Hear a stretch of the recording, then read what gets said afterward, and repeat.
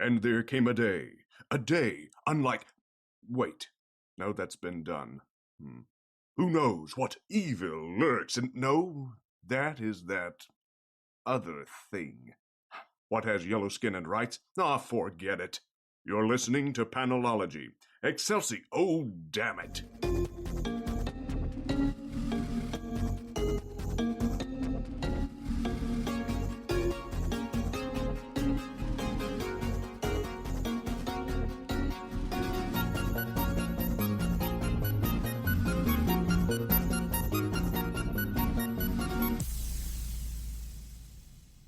Welcome to episode 249 of Panelology. I'm Alex. And I'm Tim. It's Tim. Tim has re-emerged from the depths of 2020.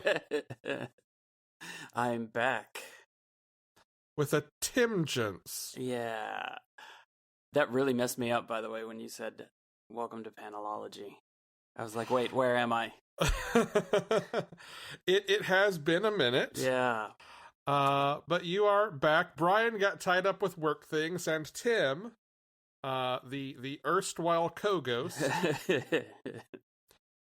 stepped in so that listeners at home do not have to hear me monologue for an hour about comics. You're welcome, everybody. Yes, everybody should earnestly be thanking Tim. We are at least one step off of the darkest timeline. I'd ask how you've been doing, but that feels like a loaded question. It's been really busy. Yeah. Really busy. Well, let's get into comics then. Comics that you have been a little behind on. Maybe. Yeah, a little is a little bit generous. I'd say I'm a lot behind. Well, the good news is at least DC right now is making it easy to jump back into things with Future State. True. So, as we have been, I have put these in chronological order by when they take place. So we will start in 2025 with The Next Batman, which of course is the one of the two books that Tim could not get his hands on. Yep. So I'm going to probably keep this one pretty quick. It is just as good as the first two issues, but it's the third issue of 4, so we'll spend a little more time on 4, I think. The main feature in this is The Next Batman. This is written by John Ridley with art by Laura Braga, breakdowns by Nick Darrington, colors by Arif Prianto, and letters by Clayton Cowles. This is very much continuing the beat that the last issue left off on, with the next Batman trying to save this couple that he was also trying to bust from the magistrate, who will just murk them all. We also see him finally maybe make a connection in the police department. How that goes is yet to be seen. Do we know the identity of the next Batman? I do. Oh, but they have not revealed it in the story? They actually have. They did in number 2. Oh, okay. Do you want to know? Yeah, I do. Okay, so if you are behind on this, if you don't know this, jump forward like 30 seconds. It is Lucius Fox's other son, Oh, Jace. Interesting. Yes. Oh, that's kind of fun. Yeah. This is something that we've actually seen set up in the main Batman book. This and Catwoman and maybe to a lesser degree Justice League Dark, because it's still the same writer, are the only books that kind of continue with ongoings after Future State. Okay. Like the Batman book will still be James Tynion, Catwoman will still be Ram V, and those stories will continue from where they're at. Justice League Dark is a new story, but the Future State book kind of sets up maybe where that's going. Okay. But it's still Ram V who's been writing. He finished up the storyline that James Tynion started. He'll be continuing, as well as picking up the Swamp Thing book. Swamp Thing book was so good. We will get there. Yeah. The second story in Next Batman was Outsiders, Part 2. This was written by Brandon Thomas, with pencils by Sumit Kumar, inks by Raul Fernandez and Sumit Kumar, colors by Jordi Belair, and letters by Steve Wands. I talked with the first part of this about how much I liked seeing this Outsiders team together and seeing kind of their stories continue from the last volume of Outsiders. I do not know what has happened to Black Lightning. It is magic. Like, literally, magic has turned him into a living lightning bolt. But I need to see in Infinite Frontiers, the stuff starting in March, I need to see how he turns into living lightning and how he gets mixed up with magic. Like, all of this, I need to know. Yeah. I need to know. I need more of this. This is so much fun, and Jordi Belair's colors in this in particular. I love Sumit Kumar's art in this, but Jordi Belair's colors also just push it into something really, really gorgeous. Yeah, that seems to be the pattern with Jordi Belair. Yeah. And the last story here is the second and final part of the Arkham Knights book, or Arkham Knights story. We talked with the first one about how it felt a little bit like this was the book that was stuck with telling us the rules of Gotham in 2025. This part of the story feels a lot freer of that. It feels like it has room just to kind of do what it wants to do. Mm-hmm. And they are in fact pulling a heist on the magistrate and pulling a big ol' fake out, and it's really satisfying to see them do that. Fun. On to Harley Quinn. Okay. So, this was written by Stephanie Phillips, art is by Simone DeMeo and Tony Infante, colors by Tamara Bonvillain, and letters by Troy Pateri. Tim. Yes. What did you think? It was really good. I'm kind of interested to see a couple of things. Scarecrow has given up the mask. I was sort of wondering what it was that drove him to do that. But Scarecrow and Harley Quinn are teaming up against Black Mask here in this one. Yeah. And it's very interesting to see their interactions. You get the straight-laced Jonathan Crane trying to solve these crimes that are going on, or the actions of Black Mask, and then you have Harley Quinn, who is quite the opposite of that. Yeah, I have really liked what in these two issues Stephanie Phillips has done with Harley. Yeah. And I'm really looking forward to her continuing to write Harley, and Harley as kind of a hero instead of a villain, starting in March. This book has also made me way more interested in the Scarecrow than I usually ever am. Yeah. I know he's a big part of what's planned for Gotham in the next year. Oh, now that I don't know. Yeah, well, starting with the next issue back in March, like, he's the big bad, at least at first. Oh, really?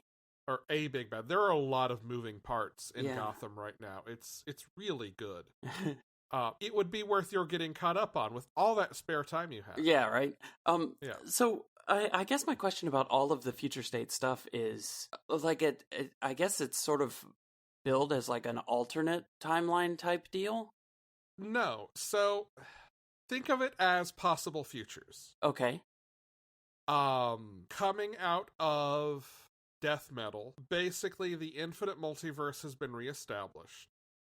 So these books are all, in theory, things that could be the future of Earth Zero. Oh, okay. If nothing has changed.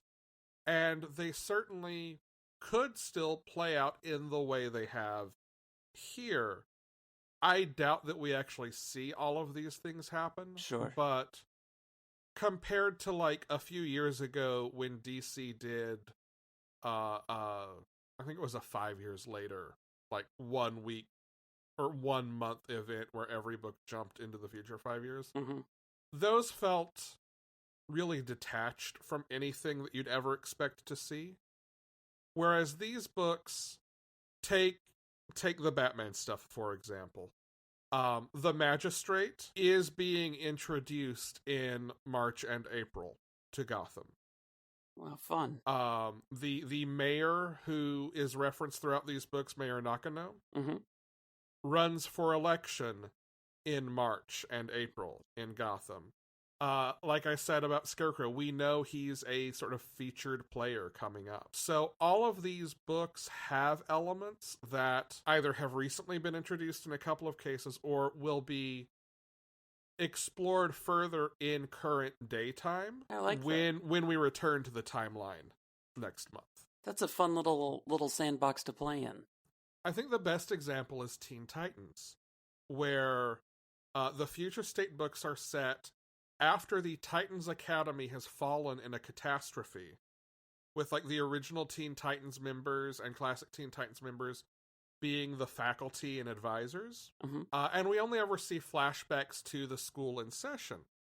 Teen Titans Academy #1 comes out in March. Oh, nice. Yeah. And like the solicitation text for it even acknowledges, okay, there is some looming catastrophe. Can it be averted? Oh yeah, I like this. Yeah. I think this whole Future State plan has been really smart. Yeah. Anything else on Harley Quinn? No. I was really satisfied with how this wrapped up. I will say that. And I agree that I think Phillips will do a really good job with an ongoing. Yes.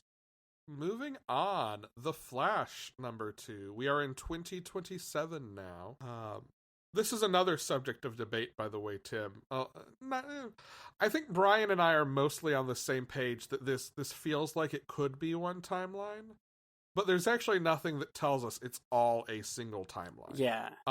So that's definitely another, at least, ambiguity in favor of the maybe these are all multiple futures. I had sort of, without any real reason, my brain landed on that they were multiple futures. And I think it was mostly the Swamp Thing read that made me think that. Yeah, I think that's probably one of the strongest pieces of evidence for it. Although it is set at such a different time, there's really nothing saying that. Yeah, I mean, we get a few books that are a little further out in time, but once you get past 4500, there are only like 2 or 3 books past that. The Flash #2, I think, really carries forward the exact same momentum that one had. The real hook of this is seeing Barry without his Speed Force powers try to use all of the Rogue's tools better than they ever could. It's definitely built on the Barry as his own worst enemy themes, so depending on how you feel about that, your mileage may vary.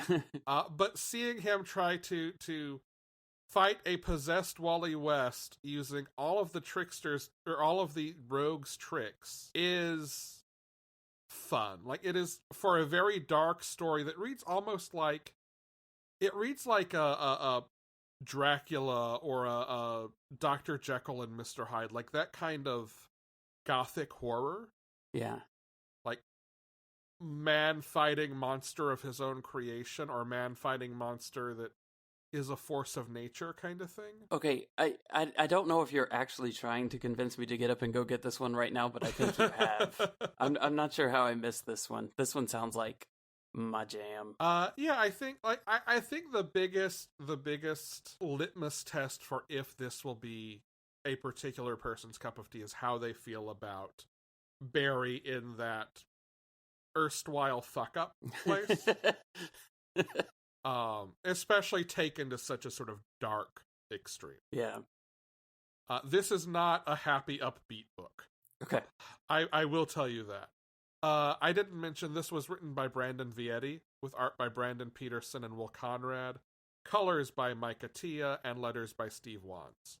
This also does, as Brian and I speculated, feed directly into Teen Titans. This issue confirms that. Future State, Superman of Metropolis #2. I'm also going to be pretty quick here, because again, I think this is another issue that kind of the first one really sets up what this book is about, and issue 2 carries that to a natural conclusion. Like, I think this is a very tight book in that regard. All 3 of these stories. We're in 2030 now, which means this is set at the same time as Aquaman, Black Racer, Justice League Dark, Midnighter, Suicide Squad, Superman Worlds of War, and Nubia.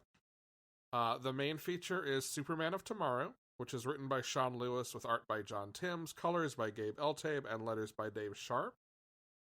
This is the fight between John and Brain Cells over the bottle city of Metropolis. And I think maybe the one layer that this does add, that again, having read Solicitations for March, feels like it's seeding an idea, is that this becomes about John trying to figure out what kind of Superman he is, realizing that he's not going to be a hero in the same way as his father, that's an impossible expectation. He's not going to be one even in the same way as Kara. They're different people. So what kind of Superman is John? It's introducing the kind of self-reflection that I know the first issue at least of Superman in Action Comics will each be about for John. Yeah.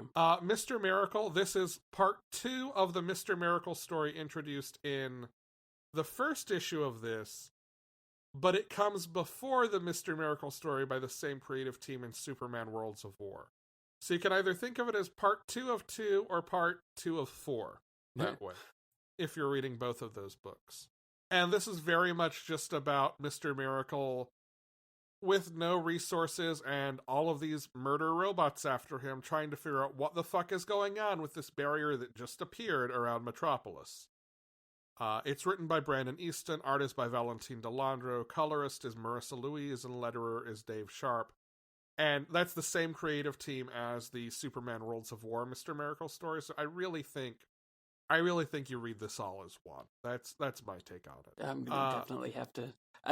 The Tom King Mr. Miracle really got this whole like rabbit hole started for me, so I definitely think I would enjoy these stories. I think you would. Now, I will tell you, Tim, this is not the same Mr. Miracle.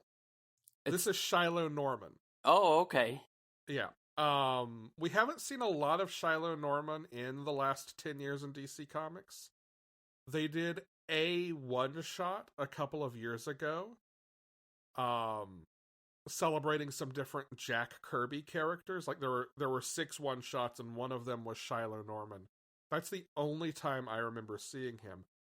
But starting in, I believe, May, they are doing a 6-issue miniseries that kind of connects the dots between how Shiloh Norman got from where he had been whenever the last time he really showed up was, to his role as sort of like fading celebrity magician, and how he deals with being a superhero as a black man in a world that's very suspicious of black men. Oh, neat. Yeah.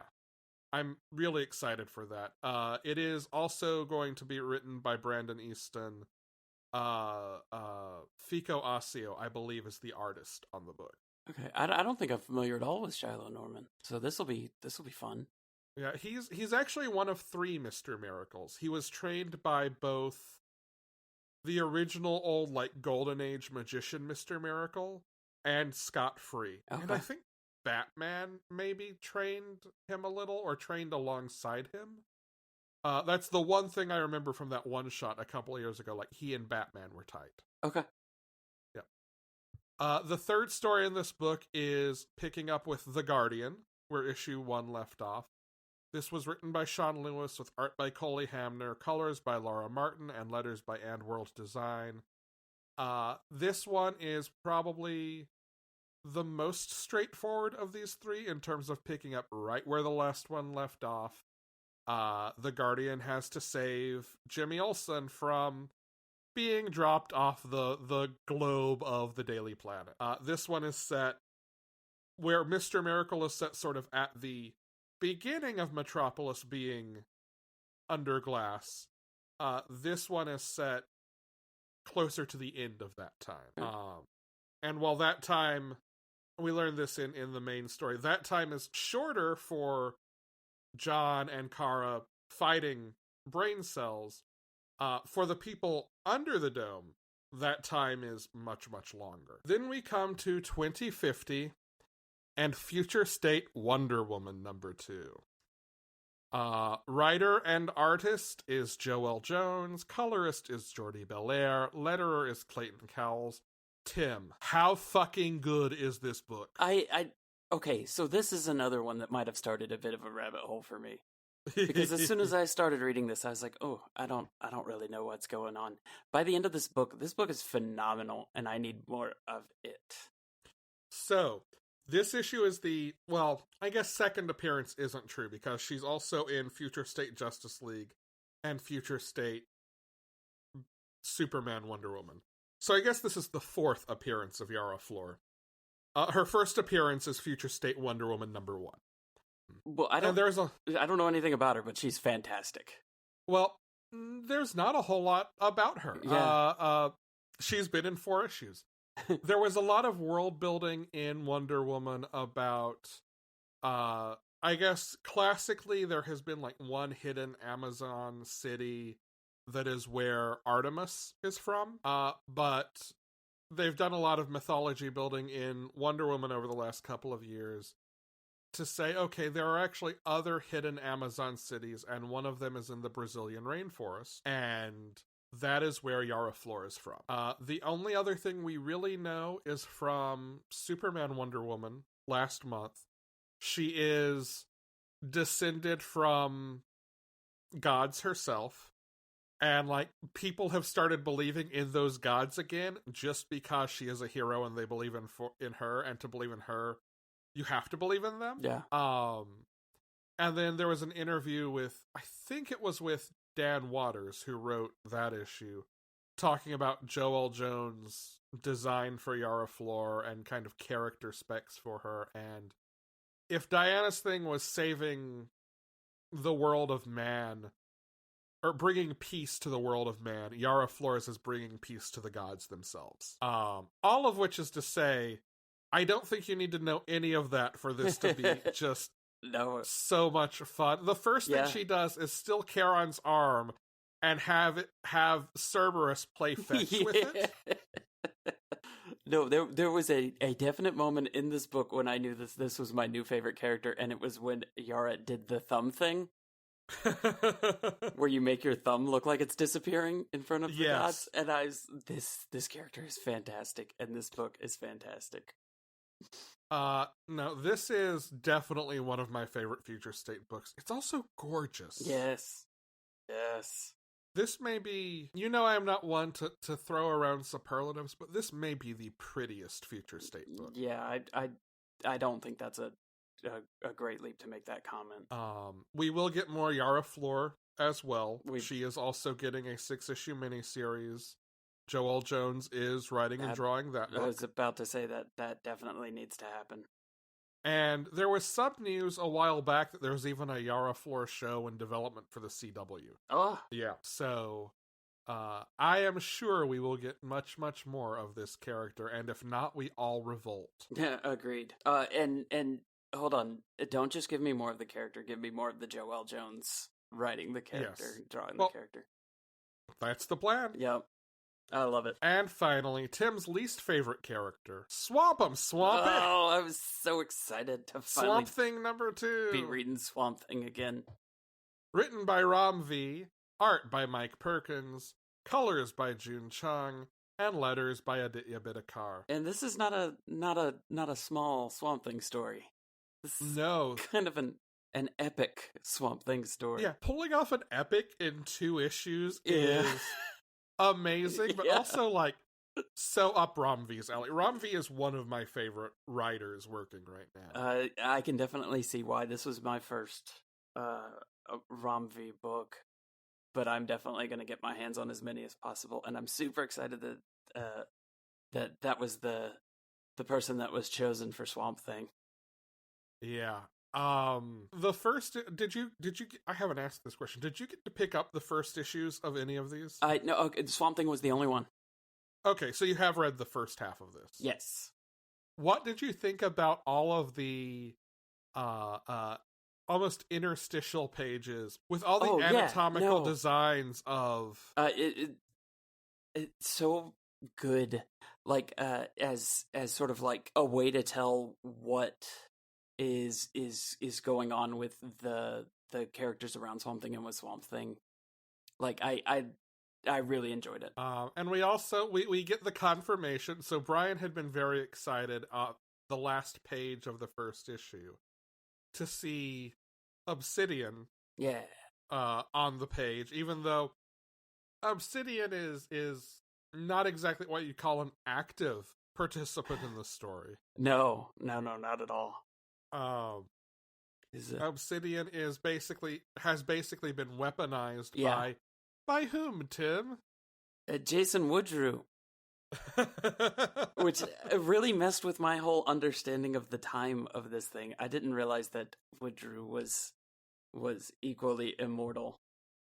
Apparently, although he has definitely been experimenting on himself. Oh yeah, he's not in the best of conditions. Yeah. Look, to be 2,500 years old, he's doing okay. Yeah, I mean that's true. That's true. But yeah, but he is also basically begging for death. Yeah. So okay might be a low bar. Yeah, it is. But yeah, he's figured out a way to use obsidian to basically block out the sun and destroy everything. And Swamp Thing's defense for that, it's just like when I say epic doesn't even feel like a big enough word. Like it's such a good story and it's so well written. Well, and it's so to be like as big, and everything we've talked about so far is very like superhero sci-fi, right? Like, right. Here are these diagrams of how this plant god created plant people and this giant doomsday weapon that will blot out the sun, but it's so grounded in and about the necessity of the like human elements in Swamp Thing. Right. At the end of the day, as big and bombastic as it is, it's so personal. The conversations that he has with his plant people creations, they don't go in your standardized sort of way of thinking of how these like positive conversations go. Yeah, it was really, really well done, and that cover with Swamp Thing sort of carrying the weight of the world, even though it's really the eclipse, is just so well done and so accurate to the story. Yeah. I loved it. I can't wait for more of it. Yeah, Future State is, I think, and Tim, you are in a better position to confirm this, a really easy way to get yourself hooked on wanting to read more stuff. Yeah, absolutely. Absolutely. And it's like, not even, like, knowing that I'm not going to get any more of that story, but it's so easy to tell with the things that some of these writers have done with some of these characters. And knowing that they're going to be on with the ongoings and they're sort of starting their own arcs and stuff, it's definitely a good time to dive in. Yeah, and we get at least 10 more issues of Swamp Thing from Rom V and Mike Perkins. We could get more if everybody buys it. I'm going to hand out flyers on the side of the road. February 8th is the last day to have your comic shop pre-order it and be guaranteed a copy. Do it. You don't want to hear from us yelling at you for another book we love getting canceled. And do it. We will. I will come back. Tim will return just to yell at you. Oh, I can't wait to see what he does with more than 2 issues. I know. Yeah. Man-Bat #1. I did not read this, but you did, Tim. Yeah. This was written by Dave Vilgosh. Art is by Sumit Kumar, colors are by Romulo Fajardo Jr., and letters are by Tom Napolitano. Yeah, so this is your sort of story of Man-Bat, and how it's a guy named Langham who's trying to help his sister recover her hearing. And through that, he finds this serum that turns him into a bat. And I guess he sort of loses control of himself in the use of this serum. And this is sort of that story about how he sort of breaks with his own intentions, and ends up to a point where he can actually turn into Man-Bat without the use of the serum. Like, there's enough of it in himself to where he can just make the change without it. Very Dr. Jekyll and Mr. Hyde. Very, very. That's a very accurate description. But it's fun. You get some neat characters showing up at the end of this in sort of the way that they are going to deal with Man-Bat. Some people have decided to sort of take it out of Batman's hands, and maybe a certain group of people should show up to address the situation. But it was pretty fun. It was a pretty fun read. I guess it's a 5-issue series, so we'll see. I'll stick with it. We'll see how it goes. Cool. Mm-hmm. I have not seen pages from this, but I know Sumit Kumar and Romulo Fajardo Jr. to normally be it's very good. Gorgeous. Yeah, it's very good. Yeah, very good. But yeah, I like to see where it ends up in 5 issues.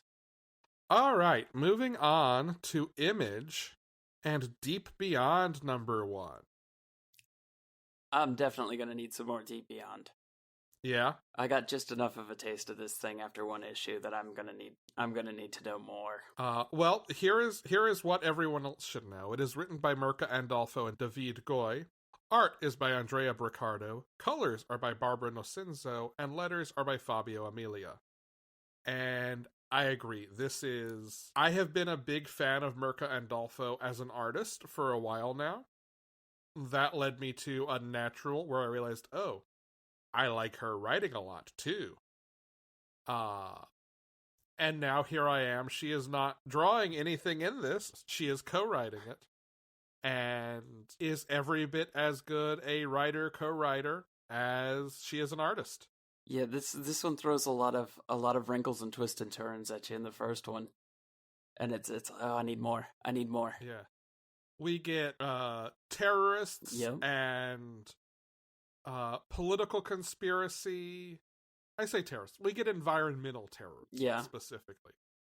And political conspiracy. We get eldritch horrors, it feels like. Yes, yeah. Even if they're, just environmental consequences of man's own stupidity. Or maybe they're actual eldritch horrors. I was about to say, we don't know. Porque no los dos. Yeah, exactly. And a couple of big fun plot twists that are... I do not know what will happen next or where this book will go. No. But it feels fun and fresh and is kind of riding an almost post-apocalyptic vibe, but without the, full stop apocalypse. Yeah. Like post-apocalyptic. Like society is kind of rebuilt after that people destroying the world seem to be living totally stopped. Yeah, people seem to be living pretty okay. On the inside, it's kind of rough on the outside. So I'm real. There's a lot of parts. Yeah. And it is just gorgeous is the right word most of the time, but sometimes it's also stomach turning. But still really pretty somehow. Yeah, those two things, while on their face might be opposites, are somehow linked. Prettiest pustule you ever did see. That was very alliterative. Thank you. It was also really fucking hard to say. No, this is my first experience with Andolfo too. But I'm hooked. Yeah. And we keep mentioning Mirka Andolfo because that's who I'm familiar with on the creative team. But David Goy is also co-writer on this, and like I said, the writing and storytelling here is absolutely fantastic. It is. I think this is a 12-issue series. Without Googling, that is what is in my memory. All right, on to some quick Marvel wrap-ups or roundups. First, King in Black roundup. Tim, here's what you need to know. Eldritch space god of nothingness, Null, yes, has come to Earth. He's also the god of symbiotes, basically. Yes. If you read any of Jason Aaron's Thor, he made the Necrosword that Gore, who will be the villain in the next Thor movie, wields. Oh. He's a big ol' jerk. That's basically. I think Null was just starting to pop up when I was just running out of ability to read comics. So I'm that sounds about right. Tangentially, aware of Null. Yeah, there was a year and a half of God is coming, and then Null started popping up. I think the first place he actually showed up was maybe Silver Surfer Black. Yeah, that seems right. So that is basically what you need to know. Venom number 33, which is written by Donny Cates, art is by Iban Coelho, colors are by Jesus Arbutov, and letters are by Clayton Cowles, is about Eddie Brock, who is dead, in sort of the central data repository that the metaphorical central data repository that connects all symbiotes and null. Basically, a symbiote limbo. There is a strong urge in me to try to put those two words together, but I was just doing the same thing. I don't know how you would, though. Limbiote? Yeah, that's what I got too. Yeah. Not worth it, as it turns out. It took the scenic route to get there, and it was a capital D dumpster. The book, however, is great. I really dig Iban Koeio's art on this, which I mention because he's technically filling in on Venom, while Venom's regular artist Ryan Stegman draws the miniseries King in Black. Okay. But there is no sacrifice in quality. Iban Koeio's work is just absolutely beautiful. We also get the return of Flash Thompson. Okay. In this issue, and get to see him be good old heroic Flash again. Nice. And we get a good Spider-Man moment as well. That is him dealing with trying to console and take care of Eddie's son, who everybody wants to use as a weapon against Null, when Spider-Man feels more like, you know what, if you need to sit this out, literal kid who just lost his father, that is okay, and I will take the heat. We will find a way to win. Sometimes the great responsibility that comes with great power is being a decent human. King in Black, Black Knight. This is written by Cy Spurrier. Art and colors are by Jesus Size, and letters are by Corey Pettit. This was the one I tried to talk Tim into getting. Because, one, I don't think you actually need to know much about what's going on in King in Black to enjoy it. And two, as someone who does not know a whole hell of a lot about Black Knight, this is a great introduction to Black Knight. I'm a big fan of Cy Spurrier's work in general. I had kind of assumed Black Knight would work as almost like a Captain Britain, right? I've got a magical sword, and I am called upon to fight evil, and he thinks that is true, but basically he's just an asshole who's barely holding it together, who believes that this sword is meant for the pure of heart, and he is so clearly not that. And the ghost of the original Knight of the Round Table who wielded it is so clearly not that.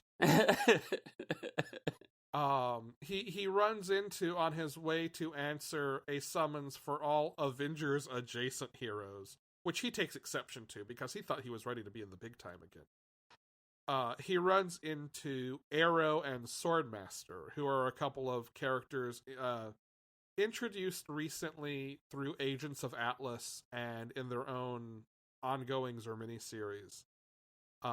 Arrow is like, oh yes, I also got this summons. Come, let us fight evil together. I'm young, but I am ready. I am ready to step up. And Swordmaster's like, hey, yo, this Avenger stuff is nonsense. I'm pretty sure these giant black dragons are the product of this god I've got to fight. Oh, they're not? Okay, cool. I'm out of here. This isn't my problem. Then the Black Knight steals his sword, so he gets pulled into it. As it turns out, no, the sword has found him because he is, in fact, a colossal asshole, and I think that's what the mini-series that comes next is going to be exploring. This is so much fun, and I think would be so up your alley.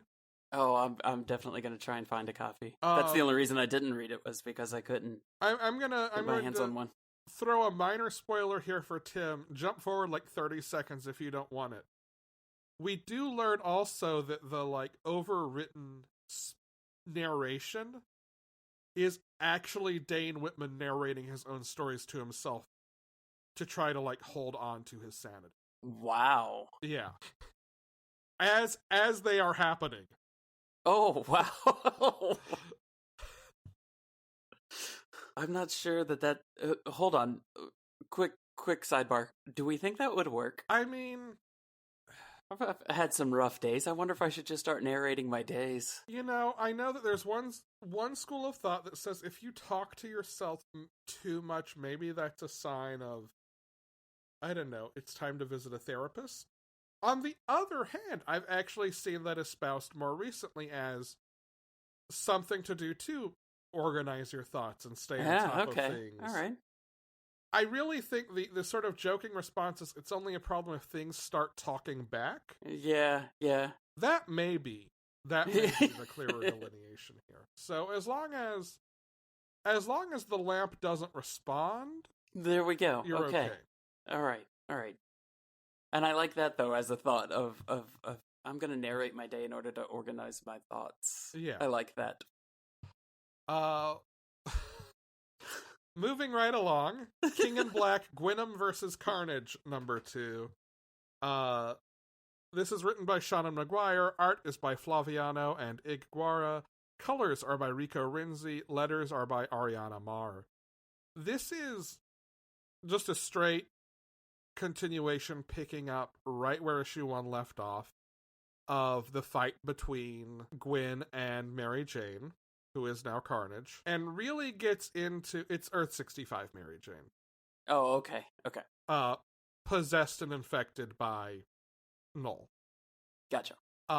Really gets into the sort of ongoing, long simmering tension between the two. With Gwen missing practice and missing gigs, and Mary Jane feeling like Gwen has to be the star, even though Mary Jane's supposed to be the star. It's really centered in those kinds of ideas. Rico Rinzi's colors in this give it an almost goth Lisa Frank vibe at times. Sold. I did not know that those aesthetics could really go together until this book. But I flipped to the first page, it's like, no, goth Lisa Frank. That is what this is. I love it. Oh, that's so good. Then we have King in Black Marauders, which is in the King in Black section instead of X-Men because it's squarely King in Black.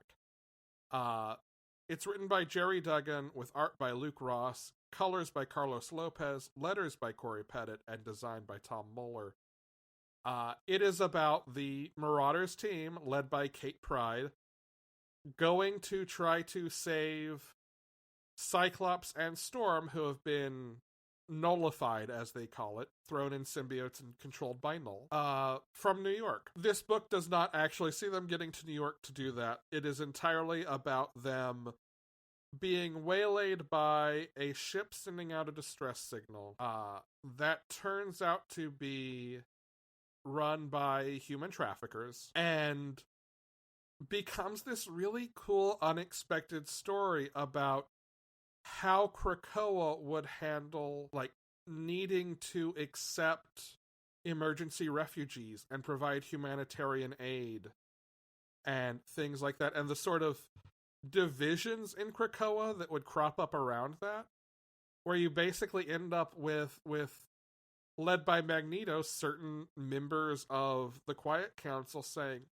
we can't actually take this to the council because they will say it is not a mutant problem, but we are not going to stand by while people are trafficked. Here is a solution. I was very surprised by what this book wound up being, but really dug it. Oh, cool. And the last King in Black issue is Return of the Valkyries. The first issue of this reintroduced one of the first Valkyries, who had been trapped in a headless body of a celestial floating through the void between life and afterlife, like you do. Mm-hmm. Brian and I speculated, is this the body of the head that is nowhere in Guardians of the Galaxy? We get an answer to that in this issue. Oh, do you? We also get to see some other Valkyries in action. Danny Moonstar takes a pretty central role in this issue. And then we also see Brunhilde again.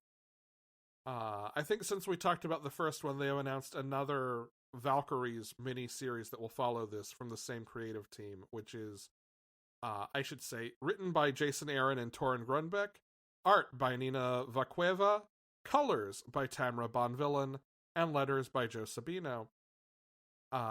That will definitely be coming straight out of this. So I think it's a good thing that they're calling them two separate series, because starting in an event tends to make it hard to get people onto a new book. But I would absolutely read this if you've been a fan of Jason Aaron's Thor run, or the Valkyrie series that Jason Aaron and Torn Grunbeck wrote beforehand, or just are planning to read that mini-series that starts in a couple months.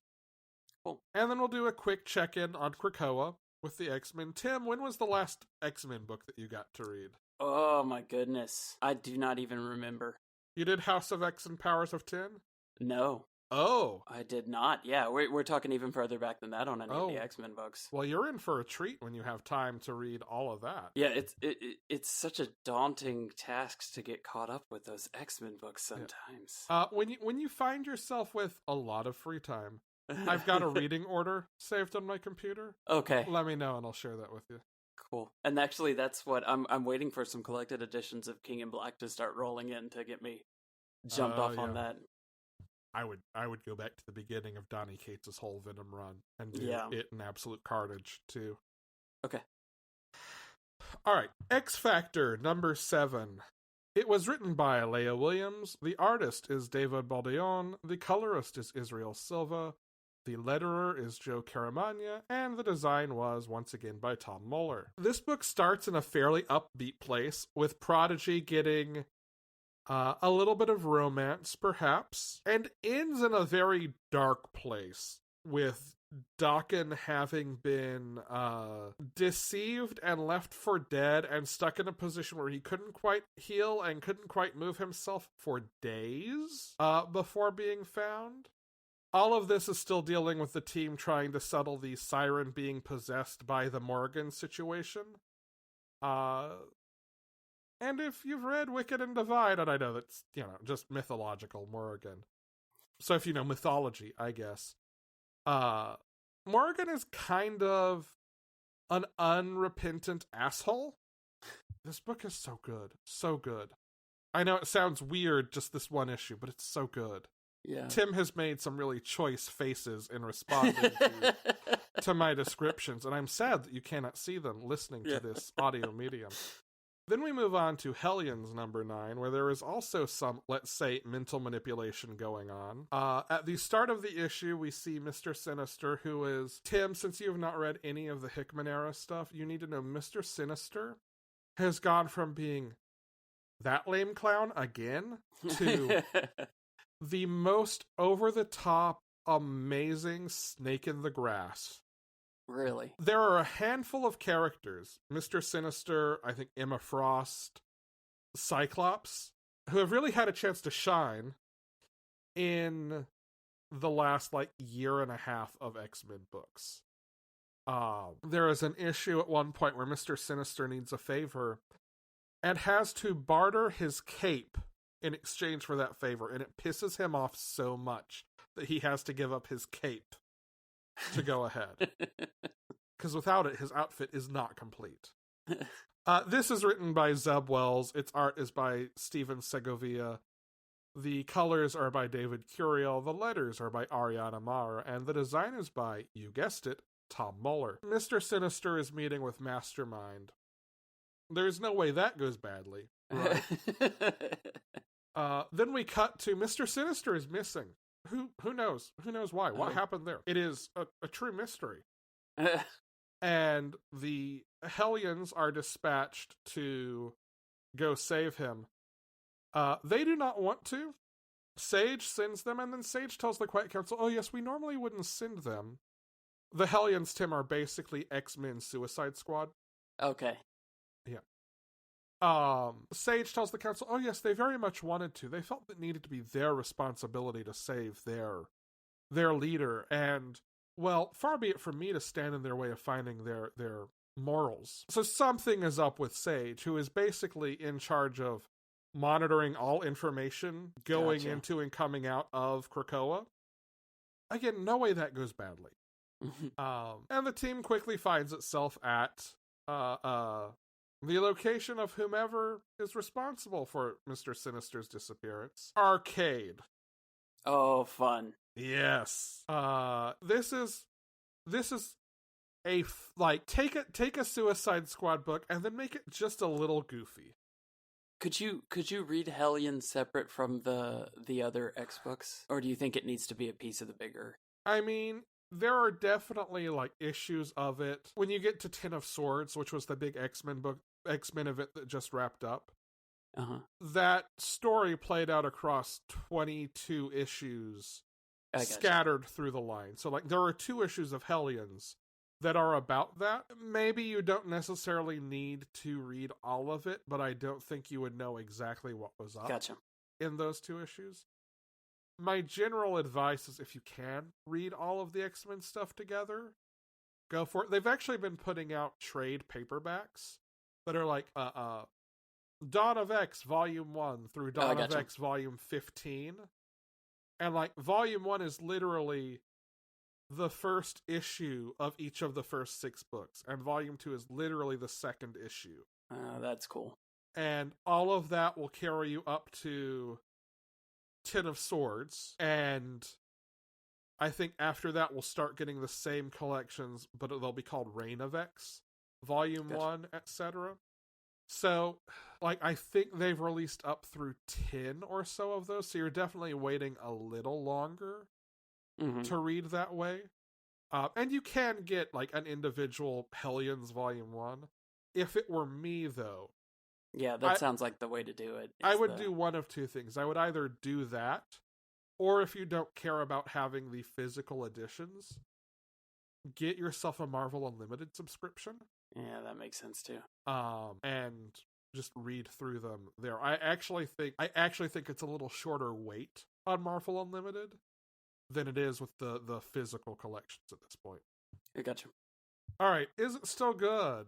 Or Alex makes himself hate himself. The Wrong Earth, Night and Day, number 2. This is the... You read the first Wrong Earth, right, Tim? Yeah, I did. This is the issue you have been waiting for. Dragonfly and Dragonfly Man meet and have to work together. Oh, yeah. It's such a good book series. I definitely need to get this issue. This is another one where I just couldn't find it. It was sold out at the shop I went to. Grab the trades. This will be...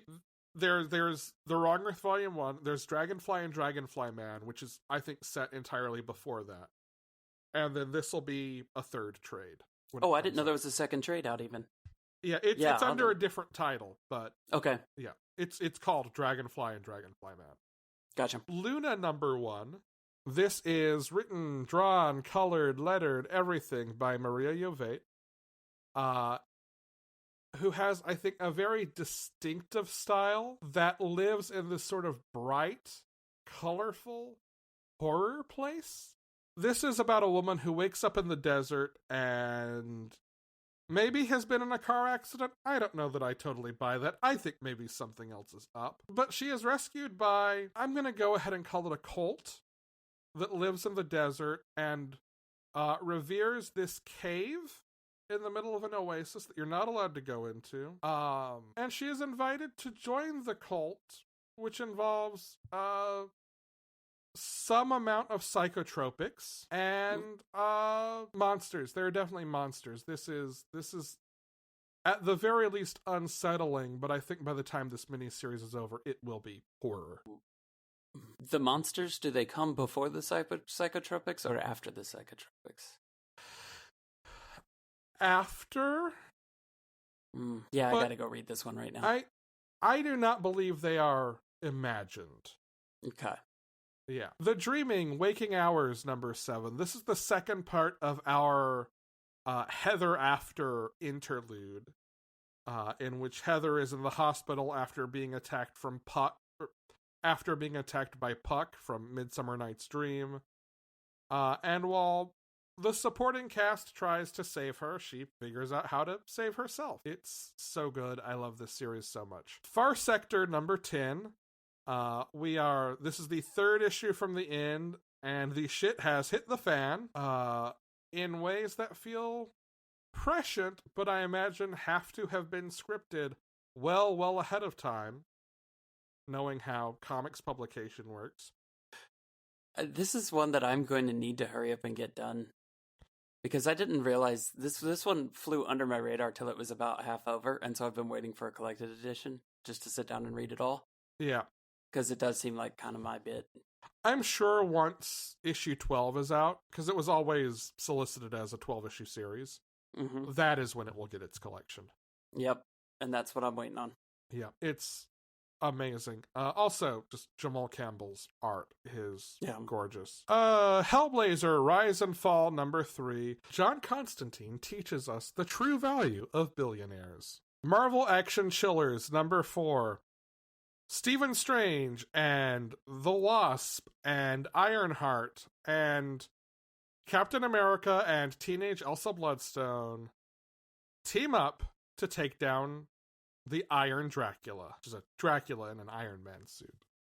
So apparently this is a button for me, is when you take two things that I think are really cool and you mash them together, it just becomes monstrously cool. Yeah. Like Dracula in an Iron Man suit. Like, I have to go read this book right now. He also has the Necronomicon.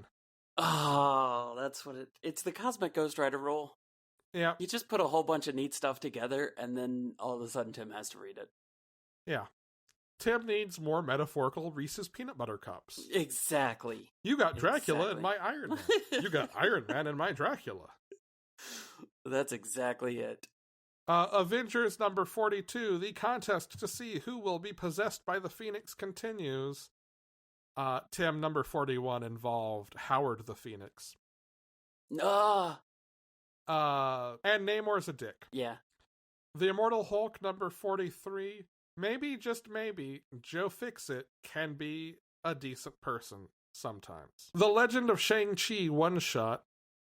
This is a fun single issue in which Shang-Chi has to steal an evil sword from a museum before it is sold off, because it can't fall into the wrong hands. Which of course means that Lady Deathstrike is already trying to steal it.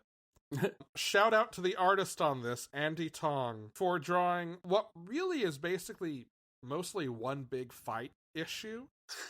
Really, really well. Like, the choreography and staging of this fight is, I think, one of the best examples of a fight in a comic book I've seen in a long time. Runaways, number 33.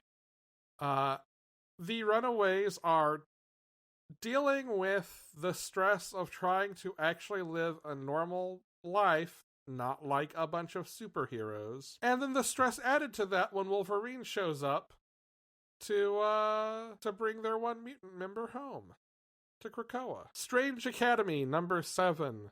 We deal with the fallout of Kid Mephisto having died and been brought back to life. Resonant, number 7. Pax is trying to keep the ship, the literal ship that he is on, this is not a metaphor, sailing straight through a big wave and a metaphorical wave, and keep his head on straight through it, while his kids deal with cannibals wanting to come eat them. That took a turn. Yeah, it's a really good book. I don't think... Is that Vault? It is. And finally, Vagrant Queen, A Planet Called Doom, number 6. Isaac has to deal with the darker parts of himself as everybody confronts Brother John. All right, this week's books. It's another Future State week. So we've got Dark Detective number 3. The main story is by Mariko Tamaki and Dan Mora. Rifters is by Matthew Rosenberg and Carmine DiGiandomenico. Green Lanterns number 2, with The Last Lanterns by Jeffrey Thorne and Tom Rainey. Teen Lantern by Josie Campbell and Andy Tong. And Hal Jordan by Christopher Priest and Dexter Soy. Justice League number 2, with a main story by Joshua Williamson, Robson Rocha, and Danielle Enriquez, and Justice League Dark by Ram V and Marcio Takara. Kara Zor-El Superwoman number 2 by Marguerite Bennett and Marguerite Sauvage. Robin Eternal number 2 by Megan Fitzmartin and Eddie Barrows. Superman Wonder Woman number 2 by Dan Waters and Leila Del Duca. And Teen Titans number 2 by Tim Sheridan and Rafa Sandoval. Outside of Future State, coming from Image, we have Radiant Black number 1 by Kyle Higgins, Marcelo Costa, and Becca Carey. I have not read a lot about this book because I've seen so much praise for it on Twitter already. I know it has kind of a Power Rangers vibe, and that is all I have let myself read. I will be picking this one up for sure. Yep. Is there anything on your radar for next week? I'm just springing you on this as we record. I knew I should have looked, and now I'm going through it real quick. I haven't read Future State Green Lantern #1 yet, but I definitely will be getting #2 and reading both of them. Got to get that Justice League Dark at the very least. Yeah, I'm scrolling through the comic list now. Tim, do you know in the future who Etrigan possesses? No. Detective Chimp. But it's the Iron Dracula rule again. Uh-huh. Now, I need everything with that in it. They know how to get me. Gone the Simian, rise the demon, Etrigan. Let's see. You should also grab Teen Titans 1 and 2. All of them. Let's just say all of them.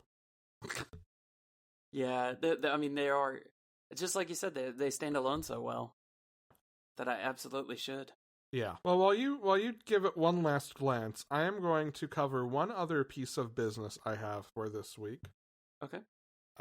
As you may be aware, I don't know how far behind you are in actually listening.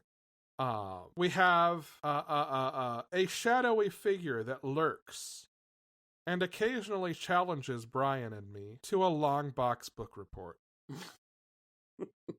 And in true, I gave you all the clues, Mr. Policeman scrawl. I have received another note. This 1982 Marvel comic is currently only available on eBay or comic book stores that cater to older comics.